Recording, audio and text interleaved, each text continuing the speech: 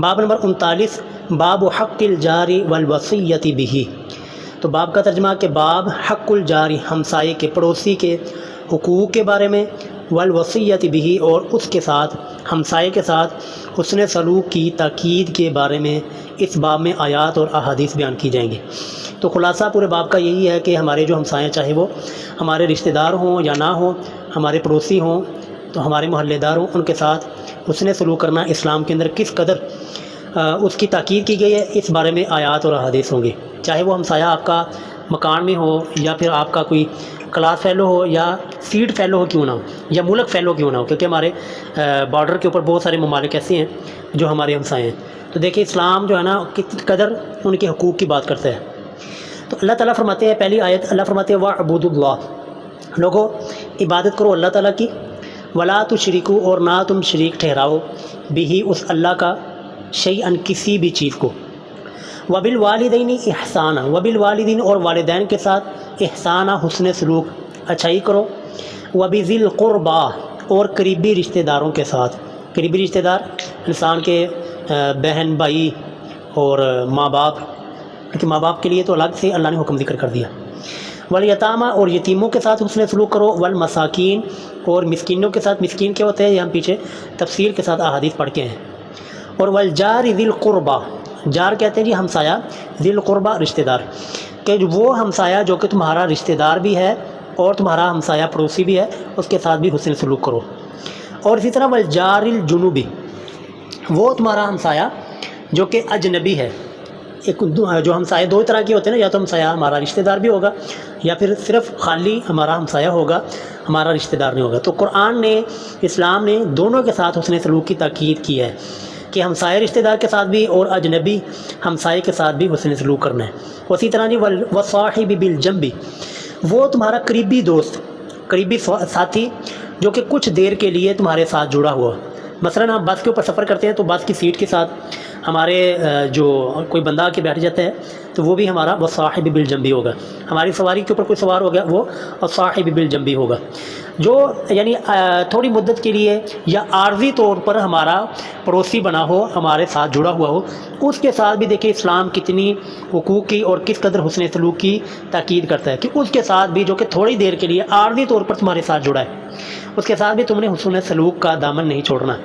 وابن السبیل اور مسافر، مسافر کے ساتھ بھی حسن سلوک۔ اور وما ملکت ایمانکم، اور وہ جن کے تمہارے دائیں ہاتھ مالک ہیں، یعنی کہ تمہارے غلام، تمہاری جو ماتحت لوگ ہیں، ان کے ساتھ بھی تم نے حسن سلوک کرنا ہے۔ تو دیکھیں جی اسلام کس قدر بات کرتا ہے۔ حالانکہ غلام کو تو لوگ کچھ سمجھتے نہیں ہیں، پرانے زمانے میں تو لوگ غلاموں کو لڑوایا کرتے تھے جس طرح آج جانوروں کو نہیں لڑاتے، اور لوگ اس کو انجوائے کرتے ہیں۔ پرانے زمانے میں جب کوئی مہمان آتا تو غلاموں کو لڑوا کر ان کو پھر کسی ایک کو ہی بچنا ہوتا تھا، تو یہ پورے کے پورے منظر کو اس کو انجوائے کیا جاتا تھا۔ تو اس ماحول میں اسلام کیا کہتے ہیں جی وما ملکت ایمانکم، تم نے اپنے غلاموں کے ساتھ بھی حسن سلوک کرنا ہے، ان کے ساتھ بھی برا رویہ اختیار نہیں کرنا۔ تو یہ ہے جی اسلام اور قرآن کا اصل چہرہ جو کہ عوام الناس کو، لوگوں کو دکھانے بتانے کی ضرورت ہے۔ اچھا یہاں پر جو ہے نا وہ قرآن نے مسلمان کی تاکید بھی نہیں کی، مسلمان کی قید بھی نہیں لگائی، بلکہ مطلقاً کہا ہے کہ جو تمہارے ہمسایہ یتیم ہو، مسکین ہو، مسلمان ہو یا غیر مسلم ہو، ہمسایہ تمہارا مسلمان ہو یا کہ غیر مسلم ہو، مسافر مسلمان ہو یا کہ غیر مسلم ہو، اور وصاحب بالجنب، وہ تمہارا مسلمان ہو یا غیر مسلم ہو، ہر ایک کے ساتھ تم نے حسن سلوک کے ساتھ پیش آنا ہے۔ تو اسلام کیسے جی اس دہشت گردی کو پروموٹ کر سکتا ہے؟ امپاسبل۔ یہ کسی مولوی کے فتویٰ یا کسی مفتی کا فتویٰ اور کسی صاحب الرائے کا اجتہاد تو ہو سکتا ہے، لیکن اسلام نہیں ہو سکتا۔ یہ جو آتا ہے نا دہشت گردی کے واقعات، اور یہ جو خصوصاً انڈیا نے جس وجہ سے ہم پر حملہ کیا،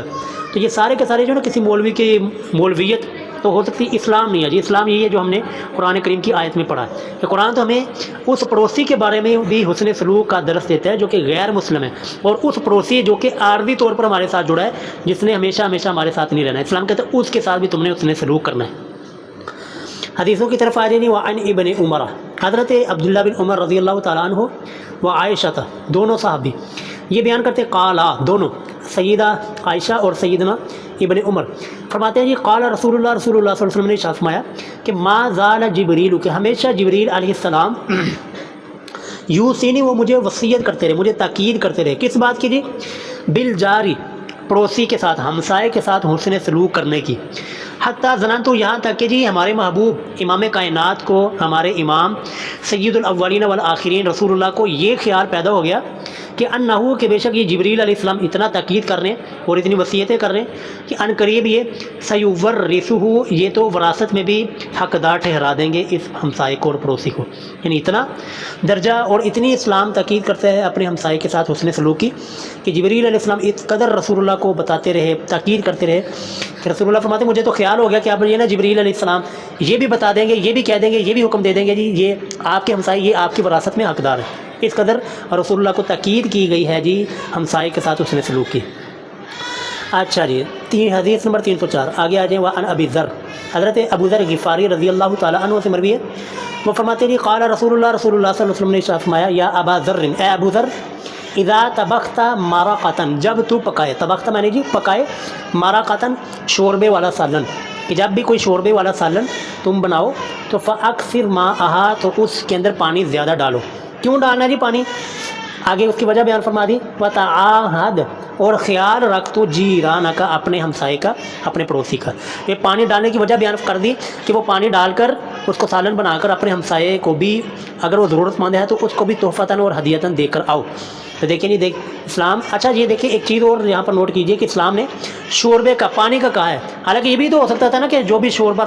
گوشت بنانے لگے ہیں تو گوشت جو آپ زیادہ کر لیں، اگر کوئی سالن بنانے لگے ہیں، آلو بنانے لگے تو آلو زیادہ ڈالنے، نہیں، اسلام نے جو ہے نا اس چیز کی تاکید کی ہے جو کہ ہر انسان کے بس کے اندر ہے، ہر انسان کی طاقت کے اندر ہے، کہ انسان نے آلو لے لیا، اب آلو زیادہ نہیں خرید سکتا، چلو شوربہ زیادہ کر لے، پانی تو ہر جگہ پہ میسر ہے، گوشت زیادہ نہیں خرید سکتا تو گوشت کے اندر شوربہ زیادہ کر لے، یہ شوربہ اور پانی تو ہر جگہ پہ میسر ہے۔ اسلام نے دونوں کے حقوق کا خیال رکھا ہے، میزبان کے بھی اور مہمان کے بھی، کہ میزبان کے اوپر اتنا بوجھ نہیں ڈالا کہ وہ خود ہی تنگ ہونا شروع ہو جائے، اور مہمان کو بھی کے بارے میں بھی فرما دیا کہ اتنا شوربہ پکاؤ اور اپنے پڑوسی کو، ہمسائے کو دے کر آؤ۔ وفی روایت اللہ، اور ایک روایت حضرت ابو ذر غفاری رضی اللہ تعالیٰ عنہ سے ہے کہ وہ فرماتے ہیں جی ان خلیلی اوصانی، کہ میرے خلیل، یہ خلیل کس کو کہہ رہے ہیں جی؟ اپنے محبوب صلی اللہ علیہ وسلم کو، کہ رسول اللہ، کہ میرے دوست نے اوصانی مجھے وصیت کی کہ اذا طبخت مرقن، کہ جب تو پکائے مرقن، کوئی شوربے والی چیز، تو فاکثر ماءہ، تو اس کے اندر شوربہ پانی زیادہ ڈال دو، ثم منظر، پھر دیکھو، اہل بیت من جیرانک، اپنے پڑوسی، اپنے ہمسایوں میں گھر والوں کو، کہ ان کے گھر والوں کو دیکھو کہ وہ کس قدر ہیں، اگر وہ ضرورت مند ہیں، ضرورت مند نہ بھی ہوں تو یہ شوربہ اور سالن بنا کر فاصبہم، پہنچا دو ان کو، منہا، اس سالن میں سے، بمعروف، جتنا مناسب ہو، جتنا مناسب ہو، تو ان کو، اپنے ہمسایوں کو، اپنے پڑوسیوں کو ہدیے کے طور پر، تحفے کے طور پر وہ سالن پہنچا کر آؤ۔ اس سے محبتیں بھی پھیلتی ہیں۔ دیکھیں جی پرانے زمانے کے اندر نا لوگ ایک دوسرے کا خیال رکھا کرتے تھے، محبتیں تھیں، سلوک تھا، اتفاق تھا۔ آج کل جی پڑوسیوں کے اندر، ہمسایوں کے اندر فوتگی ہو جاتی ہے، موت ہو جاتی ہے، کسی کو یہ نہیں پتہ ہوتا کہ جی فوت کون ہوا ہے، کیوں ہوا ہے، کیا وہ بیمار تھا، لوگوں کو بعد میں پتہ چلتا، اور یہ 3 مہینے تو بیمار تھی۔ یار ایسے ہمسایوں کے افسوس ہی کیا جا سکتا ہے جن کو 3 مہینے تک اپنے ہمسائے کی بیماری کا ہی پتہ نہیں چلا۔ اللہ اکبر۔ تو دیکھیں اسلام تو یہ کہہ رہا ہے کہ تم نے گھر میں شوربہ بھی بنانا ہے، تو سالن بنانا، تو سالن بھی اپنے ہمسایوں کا خیال رکھو، اپنے ہمسایوں کو دے کر آؤ۔ یہاں پر جی موت کا بھی کوئی پتہ نہیں چلتا، اس طرح کے حالات جو ہے نا پیدا ہو چکے ہیں۔ تو آگے حدیث نمبر جی 305، وعن ابی ہریرہ، حضرت ابو ہریرہ رضی اللہ تعالیٰ عنہ فرماتے ہیں کہ ان النبی صلی اللہ علیہ وسلم، کہ بے شک نبی صلی اللہ علیہ وسلم نے ارشاد فرمایا، واللہ لا یؤمن، اللہ کی قسم وہ ایمان والا نہیں ہے، واللہ لا یؤمن، اللہ کی قسم وہ مومن نہیں ہے، واللہ لا یؤمن، اللہ کی قسم وہ مومن نہیں ہے۔ 3 مرتبہ یہ رسول اللہ صلی اللہ علیہ وسلم نے ارشاد فرمایا۔ حالانکہ ہمارا تو ایمان ہے جی کہ رسول اللہ کوئی بات ایک مرتبہ بھی فرما دیں تو وہ ہمارے لیے قابل اتباع ہے، قابل عمل ہے، لیکن یہاں پر تاکید بات ہی ایسی تھی کہ رسول اللہ صلی اللہ علیہ وسلم نے اس کو 3 مرتبہ ارشاد فرمایا۔ تو پھر تو عرض کی گئی، پوچھا گیا، من یا رسول اللہ، یا رسول اللہ کون مومن نہیں ہے، کون ایمان والا نہیں ہے؟ قال، تو رسول اللہ نے فرمایا، الذی، وہ شخص، لا یأمن، کہ محفوظ نہ ہو، جارہ، اس کا ہمسایہ، بوائقہ، اس کی شرارتوں سے، اس کی شرارتوں سے، اس کی تنگ کرنے سے اس کا ہمسایہ اور پڑوسی محفوظ نہ ہو، تو وہ جی اللہ کے نزدیک اور اللہ کے رسول کے نزدیک وہ بندہ مومن نہیں ہے۔ تو اس لیے جی ہماری ویڈیو جو ہے نا وہ انڈیا کے اندر بھی سنی جاتی ہے، تو ان سے بھی گزارش ہے کہ دیکھیں پاکستان والے آپ کی شرارتوں سے محفوظ نہیں ہے، کہ دن ہر سال اور ہر 2-3 مہینوں کے بعد آپ کی طرف سے یہ شرارتیں کی جاتی ہیں اور الزام پاکستان کا لگایا جاتا ہے، بغیر کسی تحقیق کے جنگ چھڑی جاتی ہے، اور دونوں ممالک کے اندر مسلمان ہیں اور دونوں ممالک غریب ہیں، ایک دوسرے کو ماریں گے، ہماری اکانومی کا، ہماری معیشت کا یہ نقصان ہے۔ تو اگر یہ دونوں مل جائیں جی، میں کہتا ہوں جی خطہ دیکھیے یہ زرخیز خطہ ہے، یہاں سے کھیتیاں اگتی ہیں اور زمین اگاتی ہے، اور پوری دنیا کے اندر یہ اس کو سونے کی چڑیا کہا جاتا ہے۔ اگر یہ دونوں مل کر کاروبار معیشت کو چلائیں تو دونوں اوپر آ سکتے ہیں، لیکن انڈیا والوں، پاکستان آپ کی شرارتوں سے محفوظ نہیں ہے۔ تو یہ دیکھنا چاہیے، ہم مانتے ہیں کہ مسلمان، وہاں کے جو مسلمان وہ شرارتی نہیں ہیں، لیکن وہاں کے جو ہندو ہیں، وہاں کے جو باقی لوگ ہیں غیر مسلم ہیں، ان کو بھی یہ درس دینا چاہیے، ان کو بھی بتانا چاہیے کہ یار اسلام امن کا درس دیتا ہے۔ لیکن اگر جنگ چھیڑیں گے تو پھر یہ نہیں ہوگا کہ بزدلی کی طرح پاکستان یا اسلام پیچھے ہونے کا درس دے، نہیں، پھر اسلام کہتا ہے کہ پھر تم نے ان کو ایسی مار مارنی ہے کہ ان کی نسلیں بھی یاد رکھے۔ تو اس لیے جی یہ ملکی طور پر بھی اور گھریلو طور پر بھی، محلے کے طور پر بھی، علاقے کے طور پر بھی یہ ہمیں چیز دیکھنا چاہیے، کہیں ایسا نہیں کہ ہمارا ہمسایہ ہماری شرارتوں کی وجہ سے وہ محفوظ نہ ہو۔ تو دنیا کے اندر ہم مومن کی زندگی گزاریں، نام ہمارا مسلمانوں والا ہو، اور مرے تو ہمارا جنازہ بھی پڑھایا جائے، قبرستان میں بھی دفن کیا جائے مسلمانوں کے، لیکن اللہ کے نزدیک اور اللہ کے رسول قیامت والے دن ہمارے ایمان کا ہی انکار کر دیں کہ یہ تیری وجہ سے تو تیرا ہمسایہ ہی تیری شرارتوں کی وجہ سے محفوظ نہیں تھا، تو تیرا ایمان بھی قابل قبول نہیں ہے۔ اللہ اکبر۔ آگے دیکھیں جی، وفی روایت لمسلم، اور صحیح مسلم کی ایک روایت ہے کہ رسول اللہ نے فرمایا لا يدخل الجنت، کہ جنت میں وہ شخص داخل نہیں ہو سکتا کہ لا یأمن، کہ نہ محفوظ ہو جارہ، اس کا ہمسایہ، اس کا پڑوسی، بوائقہ، اس کی شرارتوں سے۔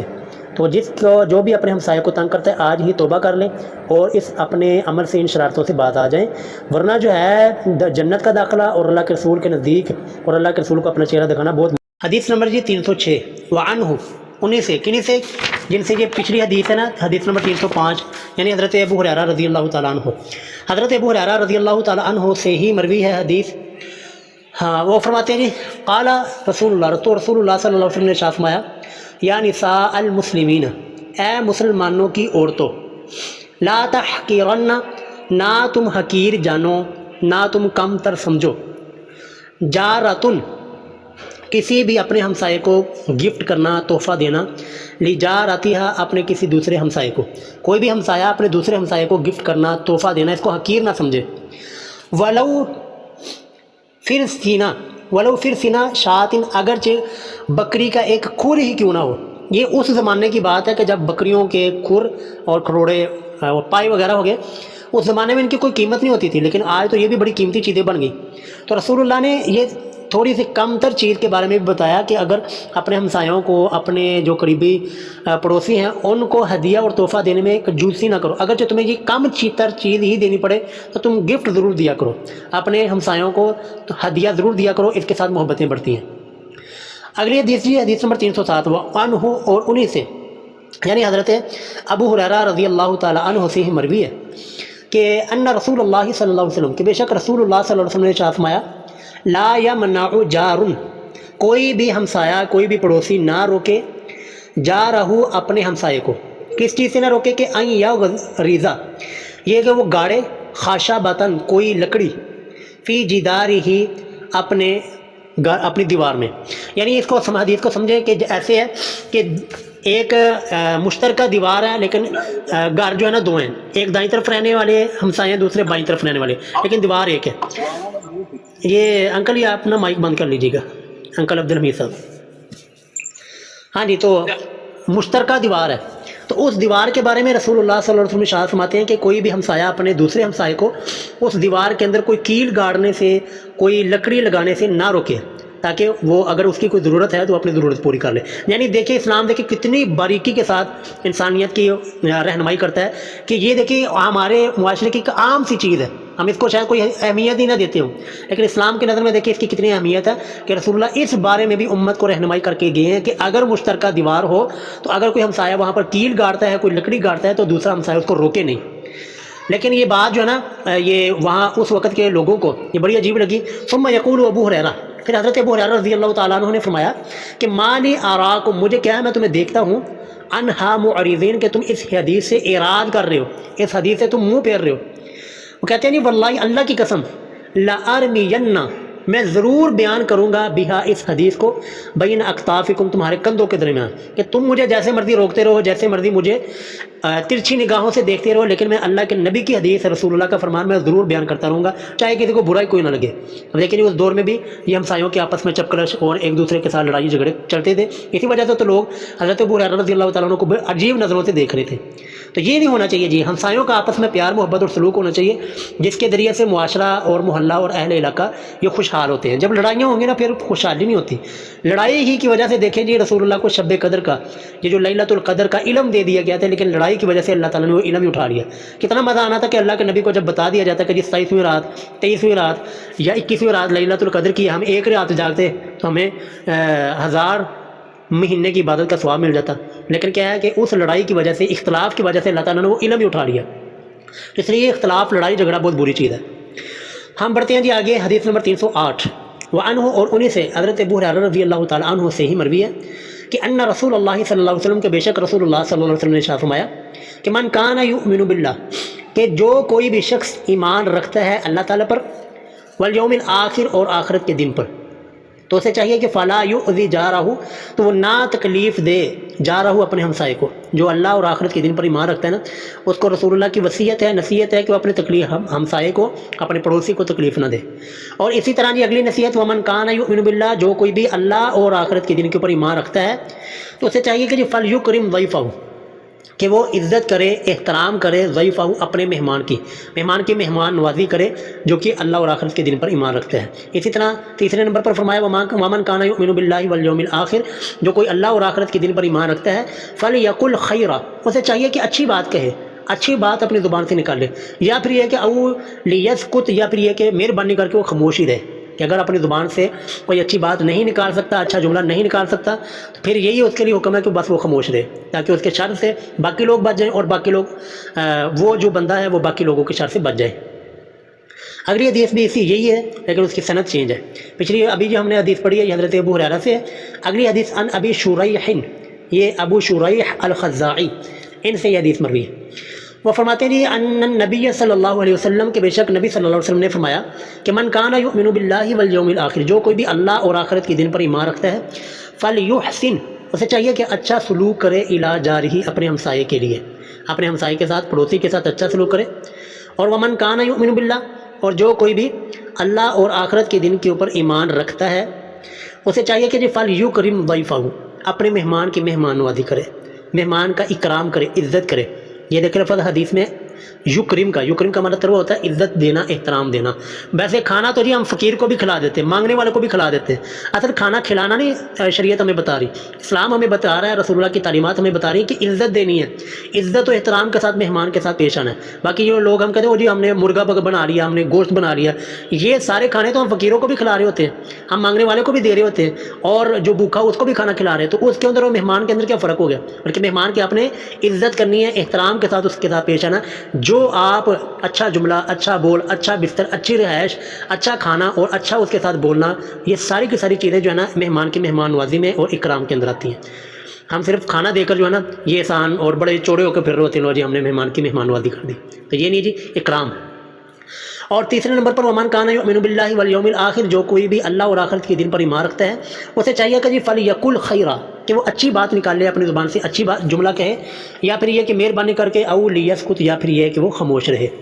رواہ مسلم بہذا اللفظ، اس حدیث کو اس لیے لفظ کے ساتھ امام مسلم نے روایت کیا ہے، وروى البخاری بعضہ، اور امام بخاری نے اس حدیث کے بعض کو ذکر کیا ہے۔ اچھا جی آگے 310 نمبر حدیث، وعن عائشہ رضی اللہ عنہ، سیدہ عائشہ رضی اللہ تعالی عنہا سے مروی ہے، وہ فرماتی ہیں قلت یا رسول اللہ، میں نے اللہ کے نبی سے عرض کی، یہ پوچھا کہ یا رسول اللہ ان لی جارین، کہ میرے دو ہمسائے ہیں، ایک میرے سامنے ایک میرے دائیں ہیں، اس طرح میرے دو ہمسائے ہیں، فإلی ایہما، ان دونوں ہمسایوں میں سے کس کی طرف اہدی، میں ہدیہ بھیجوں، گفٹ کس کو بھیجوں، دائیں والے کو، بائیں والے کو، سامنے والے کو، لیکن میرے ہمسائے تو ہیں، تو اب میں کن کو ہدیہ بھیجوں؟ تو قال، رسول اللہ کا کیا فرمانا جی، رسول اللہ اسلام ہمیں کیا تعلیم دیتا ہے جی، رسول اللہ نے فرمایا الی اقربہما، کہ ان دونوں میں سے جس کا زیادہ قریب ہے، من کی آپ سے، بابن، دروازہ، کہ تمہارے دروازے کی قریب جس کا زیادہ قریب دروازہ ہے نا اس کو پہلے گفٹ کرو، اس کو پہلے ہدیہ دو، اگر بعد میں بچ جائے یا بعد میں اور گفٹ کرنا ہو، ہدیہ کرنا ہو، پھر باقی دوسرے کا حق ہے۔ تو یہ دیکھیں جی اسلام کتنی ہمیں رہنمائی کرتا ہے کہ ہمسائے دو ہیں، لیکن ان میں سے بھی جو زیادہ حقدار ہمسایہ نا وہ یہ ہے کہ جس کا دروازہ ہمارے دروازے کے زیادہ قریب ہے۔ اللہ تعالیٰ جی مہمان کے ساتھ اور ہمسائے کے ساتھ ہمیں اچھا سلوک کی توفیق عطا فرمائے۔ آخری حدیث اس باب کی، حدیث نمبر 311، وعن عبداللہ بن عمر رضی اللہ عنہ، حضرت عبداللہ بن عمر رضی اللہ تعالیٰ عنہ سے مروی ہے کہ وہ فرماتے ہیں قال رسول اللہ صلی اللہ علیہ وسلم نے ارشاد فرمایا خیر الاصحاب، کہ دوستوں میں سے سب سے بہترین دوست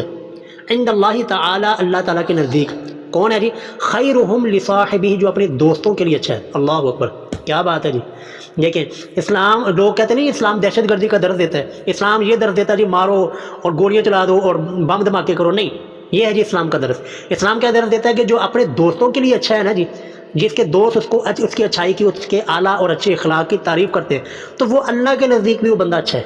ٹھیک ہے جی۔ اور اسی طرح دوسرے نمبر پر فرمایا وہ خیر الجیرانی، اور بہترین ہمسایہ عند اللہ تعالیٰ، اللہ تعالیٰ کے نزدیک وہ ہے خیرہم لجارہ، جو اپنے ہمسائے کے لیے اچھا ہے، جو اپنے ہمسائے کے لیے اچھا ہے کہ اس کا ہمسایہ اس کے اخلاق سے، اس کے رویے سے وہ خوش ہے، تو اللہ تعالیٰ بھی اس ہمسائے سے جو خوشی ہے اسے راضی ہے۔ تو اس لیے ہمیں چاہیے جی اپنے مہمان، اپنے دوست، اپنے پڑوسی، اپنے ہمسائے، ان کے ساتھ حسن سلوک کریں، ان کے ساتھ اچھا رویہ کریں۔ اگر یہ راضی ہیں تو رب راضی ہے، یہ ناراض ہے تو رب ناراض ہے۔ اگر ہم نے ان کو تنگ کیا تو ہم دنیا کے اندر تو ہم مومن ہوں گے، مسلمان ہوں گے، نام ہمارا مسلمان والا ہوگا، لیکن اللہ کے نزدیک جو ہے نا یہ ہمارا پتہ نہیں ایمان میں بھی ہمارا شمار ہوگا کہ نہیں، اگر ہماری شرارتوں سے یہ ہمارے پڑوسی، ہمارے دوست، ہمارے ہمسائے وہ ہماری شرارتوں سے تنگ ہوئے۔ تو اللہ رب العالمین سے دعا ہے کہ اللہ تعالیٰ ان تمام روایات کے اوپر عمل کی توفیق عطا فرمائے، ہمارے اپنے ہمسایوں کے ساتھ، دوستوں کے ساتھ اور اپنے پڑوسیوں کے ساتھ ہمیں اچھا سلوک کرنے کی توفیق عطا